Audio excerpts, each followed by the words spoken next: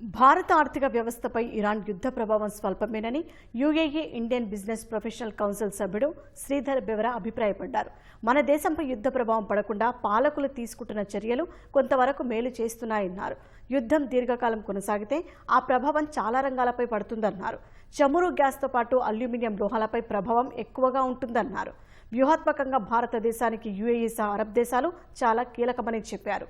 అక్కడ నివసిస్తున్న భారతీయుల భద్రతపై ప్రస్తుతానికి ఆందోళన చెందాల్సిన అవసరం లేదంటున్న ఐబీపీసీ యుఏఈ సభ్యుడు శ్రీధర్ బెవరతో ఈటీవీ ముఖాముఖి.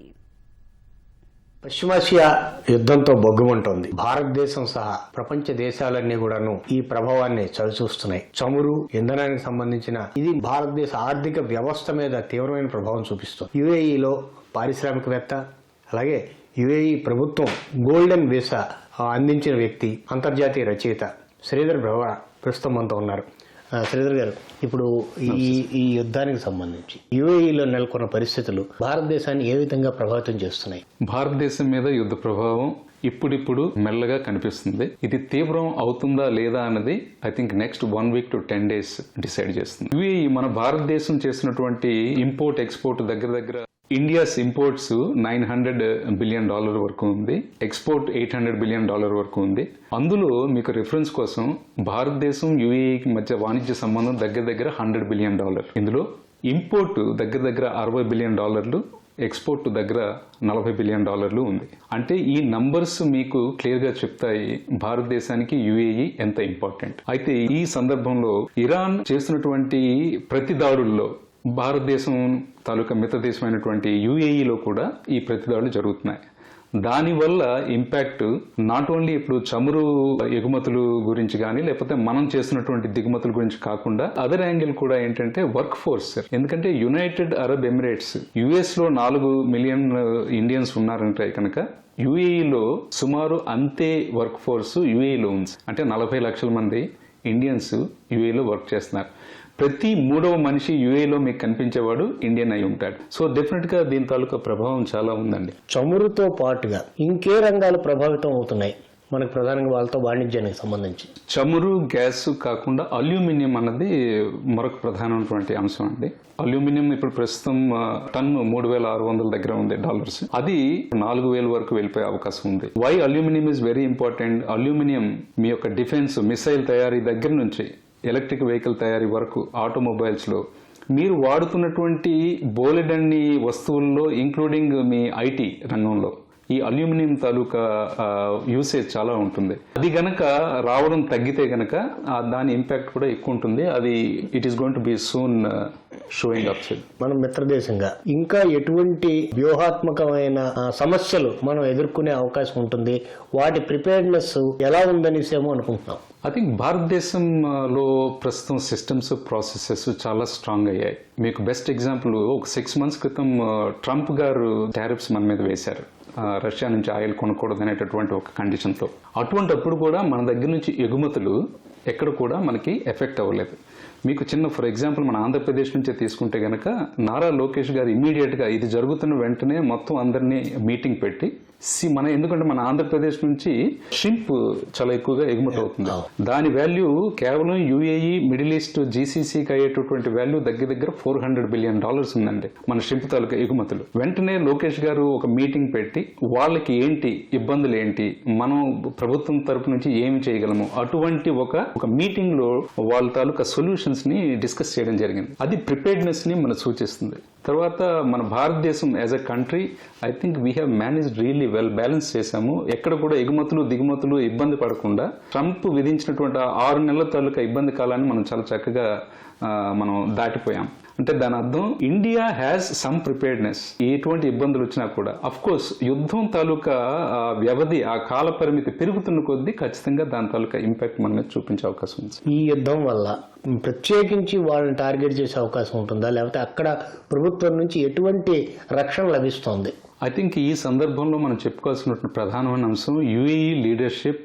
వారి వద్దనున్నటువంటి దగ్గర 12 మిలియన్ పీపుల్ అండి. లోకల్స్ యుఏఈలో కేవలం 12 లక్షల మంది మాత్రమే, అంటే 1.2 మిలియన్ మాత్రమే లోకల్స్ ఉన్నారండి. మిగిలిన 1,20,00,000 దగ్గర 1,00,00,000 పైగా విదేశీయులు ఉంటారు. అందులో దగ్గర దగ్గర 40 లక్షల మంది కేవలం ఇండియన్స్ ఉంటారు. ప్రత్యేకించి మన నరేంద్ర మోదీ గారు ఇమ్మీడియట్ గా కాల్ చేయడం, అక్కడ ప్రెసిడెంట్ ఎంబీజీ గారికి వెంటనే ఎంబీజీ గారు అతనికి హామీ ఇవ్వడం, ఇక్కడ ఉన్నటువంటి కేవలం నా దేశస్థుడు మాత్రమే కాకుండా ఇక్కడ వర్క్ చేస్తున్నటువంటి ప్రతి రెసిడెంట్ కూడా నా దేశస్థుడి కిందే లెక్క, వారందరి తాలూకా సెక్యూరిటీ సేఫ్టీ నా బాధ్యత అనేటటువంటి పెద్ద భరోసా ఇవ్వడం కాకుండా ఇండియన్స్ ని ప్రత్యేకించి వాళ్ళు ప్రత్యేకమైన దృష్టితో వాళ్ళని సేఫ్టీగా సెక్యూర్ చేయడానికి అన్ని ప్రయత్నాలు చేస్తున్నారు. ఇప్పుడు విమానాలు రాకపోకలు పునరుద్ధరించడంలో చాలా వరకు అంటే మొదట యుద్ధం ప్రారంభమైన వారంలో చూస్తే ఆ వారానికి ఈ వారానికి చాలా డిఫరెన్స్ ఇంప్రూవ్మెంట్ కనిపిస్తుంది. ఇది భవిష్యత్తులో ఇంకా మెరుగుపడే అవకాశం ఉంటుందంటారా? యుఏఈ చాలా చాలా ఏరియాల్లో నంబర్ 1, ప్రత్యేకించి port operations, aviation operations, tourism, తర్వాత ఫైనాన్షియల్ హబ్, ఇలాంటి కొన్ని ఏరియాల్లో మీకు యుఏఈ ఈవేళ ప్రపంచంలో వన్ ఆఫ్ ది అగ్రగామిగా నిలుస్తుంది. Aviation for example Etihad Emirates airlines number 1 airlines in the country. ప్రతి 67 నుంచి 70 సెకండ్లు ఒక ఫ్లైట్ దిగడం, ఒక ఫ్లైట్ మీదకి ఎగడం జరుగుతుంది.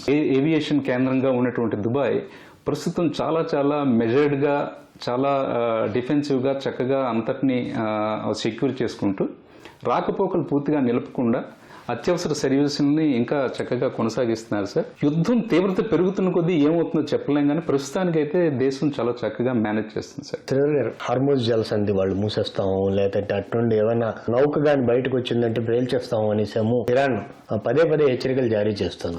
అయితే వాటిని అమెరికా కానీ ఇజ్రాయెల్ కానీ సమర్థంగా మేము ఎదుర్కొంటాము, వాటిని మా ఆ నౌకలన్నింటినీ రక్షణగా తీసుకెళ్తామని చెప్తున్నాయి. ఇది ఎంతవరకు సాధ్యపడుతుంది? ప్రధానంగా మన నౌకలకు సంబంధించి రావాల్సిన చమురు నౌకలు ఏ రకమైన భద్రతతో అక్కడ నుంచి వచ్చే అవకాశం ఉంటుందంటారు? హార్మోజ్ అనేది మనకి కేవలం ఒక 20% సార్ మనం వాడేది. అది కాకుండా మనం రెడ్ సీ, సూయజ్ కాలువ, తర్వాత వయా ఆఫ్రికా, కేప్ ఆఫ్రికా అని చెప్పి వేరే రూట్, మనం బోల్డెన్ రూట్స్ వాడతాం మనం. అయితే హోర్మోజ్ స్ట్రైట్ లో కేవలం మన ఇండియా మాత్రమే కాకుండా ప్రపంచ వాణిజ్యం కూడా దగ్గర దగ్గర 20 to 25% జరుగుతుంది. Very important area. అక్కడ ప్రస్తుతం ఇబ్బంది అంటే సెక్యూరిటీ విషయంలో కొంత ఇబ్బంది ఉంది, కానీ ప్రస్తుతం నౌక రాకపోకలు నిలిపివేశారు.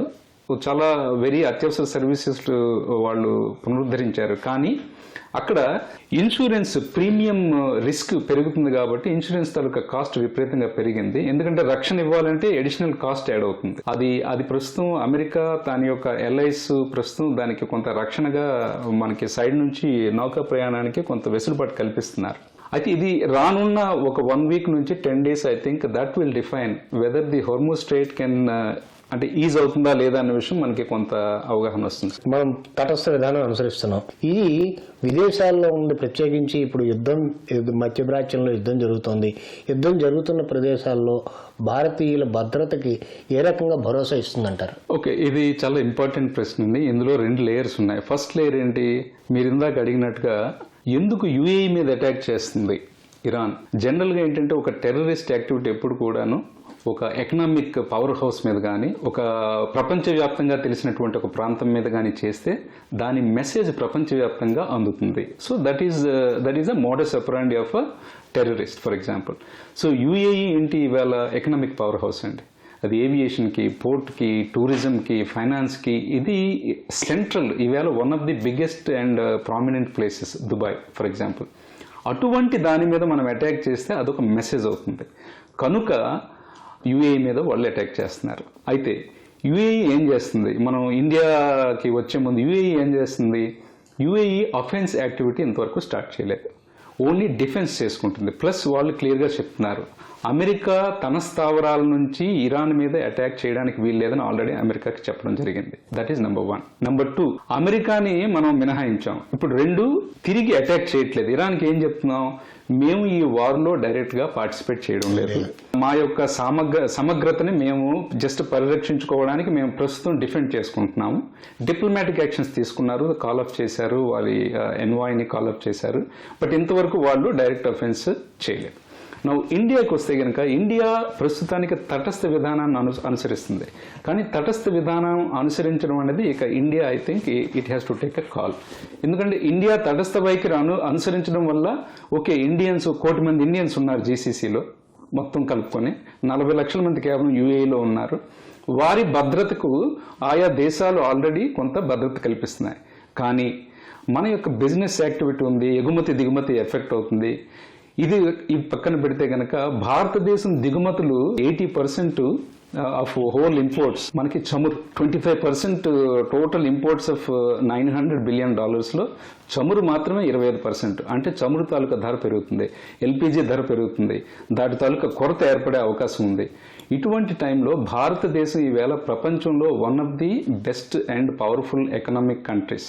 అటువంటప్పుడు భారతదేశం ఒక స్టాన్స్ తీసుకొని ఇరాన్, ఇజ్రాయెల్, అమెరికాతో కొంత మాట్లాడి ఈ యొక్క యుద్ధ వాతావరణాన్ని, ఉద్రిక్తతల్ని తగ్గించగలిగే కెపాసిటీ మన నరేంద్ర మోదీ గారికి ఉంది. కాబట్టి ఆయన ఈ చర్యని ఇక్కడ చేపడితే మంచిదని మనం మాత్రమే కాదు, పై దేశస్తులు కూడా చాలా బలంగా విశ్వసిస్తున్నారు. ఎందుకంటే ఇది యుద్ధం కంటిన్యూ అయితే ఎవరికి మంచిది కాదు సార్. ప్రత్యేకించి భారతదేశం ఎకనామిక్ రంగంలో మొన్ననే వరల్డ్ బ్యాంకును IMF ఏం చెప్తున్నాయంటే వరల్డ్లో నంబర్ 1గా భారతదేశం ముందుకు పోతుంది నెక్స్ట్ 10 years అని చెప్తున్నారు. అటువంటి తరుణంలో ఇలాంటి యుద్ధం తాలూకా ఇంపాక్ట్ లాంగ్ టర్మ్గా ఎక్కువ పడే అవకాశం ఉంది. ఐ థింక్ భారతదేశం లీడర్షిప్ ఇమీడియట్గా దీన్ని మీద స్పందించి కొంత బ్యాక్డోర్ డిప్లొమసీ చేస్తే కనుక ఈ యుద్ధం తొందరగా ముగిసే అవకాశం కనిపిస్తుంది సార్. ధన్యవాదాలు సార్. ఇది శ్రీధర్ బెవరా గారి మనోగతం. కెమెరా శ్రీనివాస్తో కూర్మరాజు, ETV న్యూస్, విశాఖపట్నం.